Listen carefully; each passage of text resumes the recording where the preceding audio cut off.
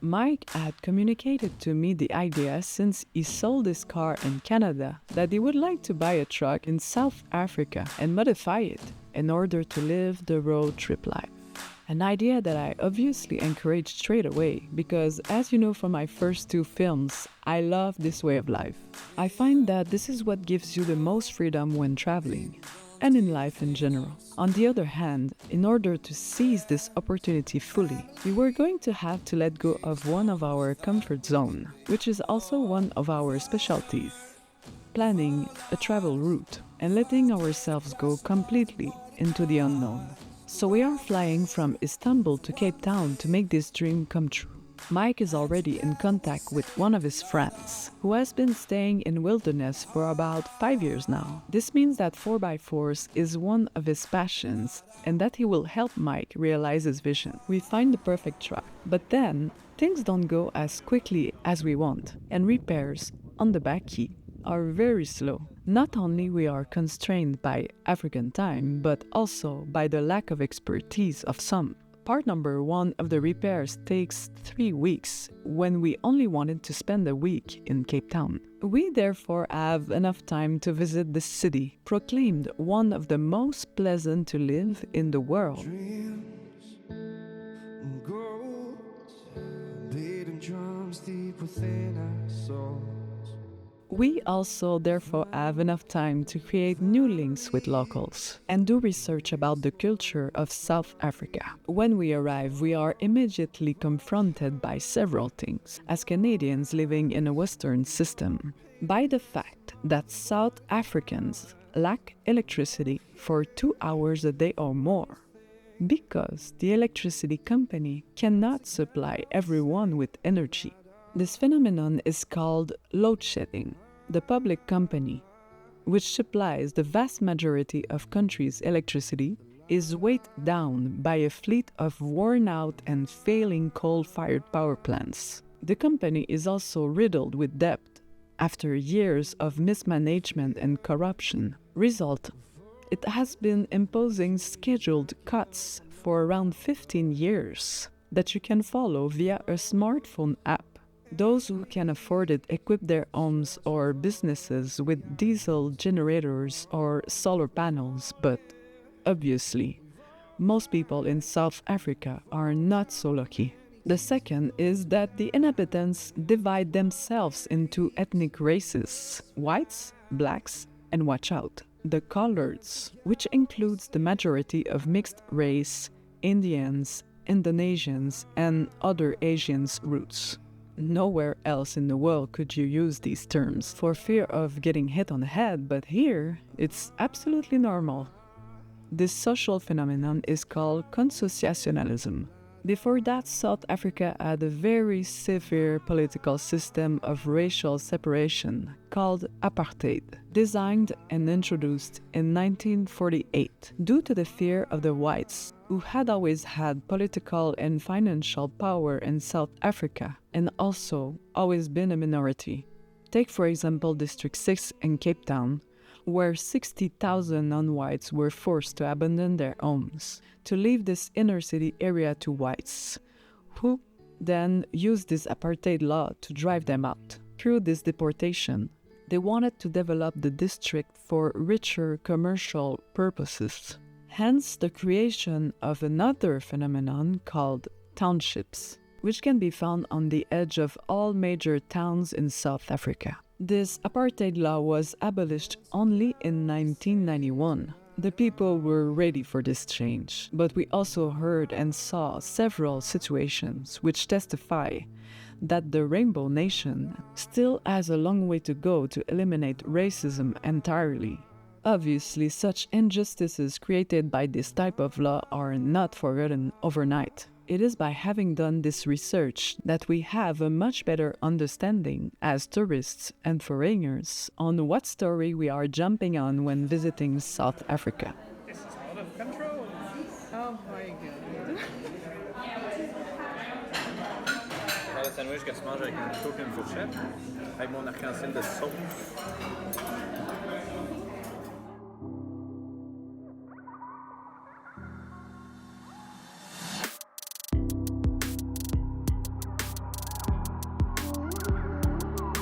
first little road trip to test the bakkie. We're going to visit unique animals in Africa. These penguins, like Pablo, don't like the cold. They are in reality endangered, and therefore the money collected helps with the protection and the rehabilitation. Here we go, let's try this from the top. If I wait just another minute, you'll be hearing me pop. But it'll start when the time is right to finally go, to turn the page in the novel that gave you everything you know. But don't get me wrong. On the way back, we passed by the most beautiful panoramas in Africa, and for a moment, we are happy to have bought the bakkie. But we were going to go through all kinds of love-hate emotions with that truck. Afterwards, we drove our first 500 kilometers with the truck, only to take it back to the mechanic. But it could be worse, because wilderness is very pleasant. We are in a backpacker and the view from our bed is incredible. Not only it is worth it, but we also hiked to see a waterfall, walked for a long time along the ocean front, and even attended to a dodgeball competition. We can observe paragliding and hand glider departures, and there is also an artistic cave worthy of a visit. The truth is that we keep ourselves busy to forget that we are in fact standing still. The days go by and we fear not having time to visit everything in South Africa. Since the repairs on the truck are taking longer than expected, we are requesting a visa extension for 3 more months in South Africa. As I write this, we are still waiting for the answer, by the way. Dryness of the wilderness, he had a second thought about his quest for happiness. We are back in the sharing economy system. We found a volunteer contract near Naisna in a place called Forest Harmony, while the bakkie is back at another mechanic. But at least we'll be here for 5 weeks, so we'll forget about the truck for a bit and let things go. Our hosts are motivated to change the world with solar energy, and we are helping as best we can with the project. Started Sunfire Solutions in 2001. And Sunfire Solutions is all around clean cooking. And clean cooking is an issue affecting almost half of the world's population. So a staggering 3 billion people are forced to collect firewood each and every day just to cook their daily food. And I came across this technology completely by chance. And it's a parabolic solar cooker. It focuses sunlight to one place like a magnifying glass. And it's able to boil water very, very quickly. Our 1.8 meter can do it in 4 minutes, which, as far as I know, is the fastest on Earth. And there are various models of solar cooking. You can see some of it from our other videos. I am particularly charmed by the solar oven, and I had fun making several recipes. The food was so much better. It was impressive. We celebrated a very special Christmas in the company of a music group from Soweto, one of the biggest townships around Johannesburg, called the Sun Ka Experiment.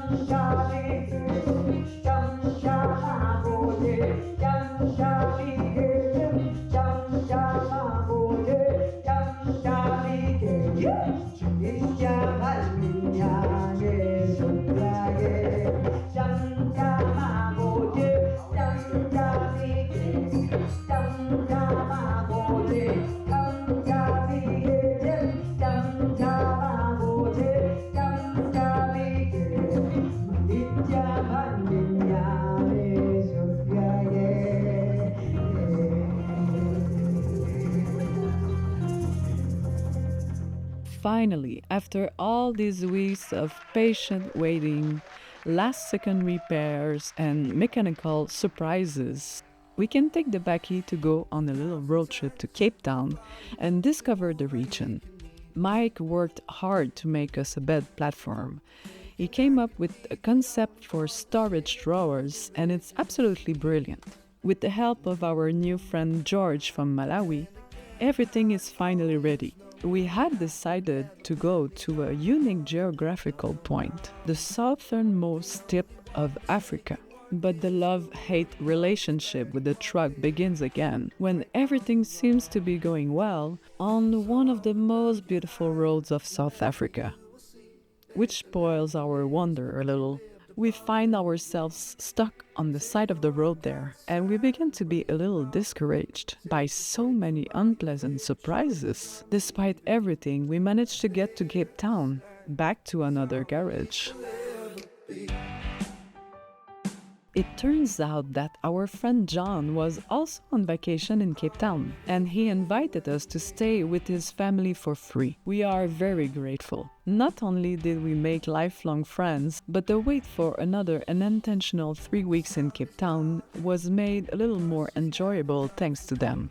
At that moment, we had the impression of being far from our goal, which is to travel across Eastern Africa, all the way up to Kenya. We discovered very local places, and the generosity of Africans impressed us once again. Gigi wants to take us to her place of peace, she tells us. So we went to the West Coast National Park, to Langaban. The national park is located on this peninsula, which shows us the turbulent Atlantic Ocean on one side and the calm and incredible colors of the lagoon on the other. There are several viewpoints, and we are charmed as much by the company of our hosts as by nature.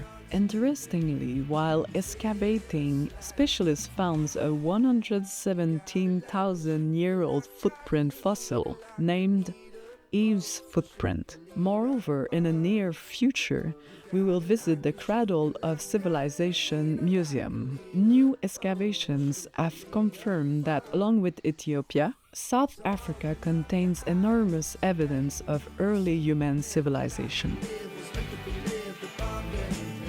After these 3 very emotionally intense weeks, the mechanic tells us that he is satisfied with his work and that we can leave. But then, right in the middle of the Klein Karoo region, only 300 kilometers later, an abominable and frightening sound is heard, forcing us to call a tow truck to George. The newly repaired engine blew up. It goes without saying that we no longer knew what to think about all these mishaps, and that we were seriously thinking about getting rid of the bakkie.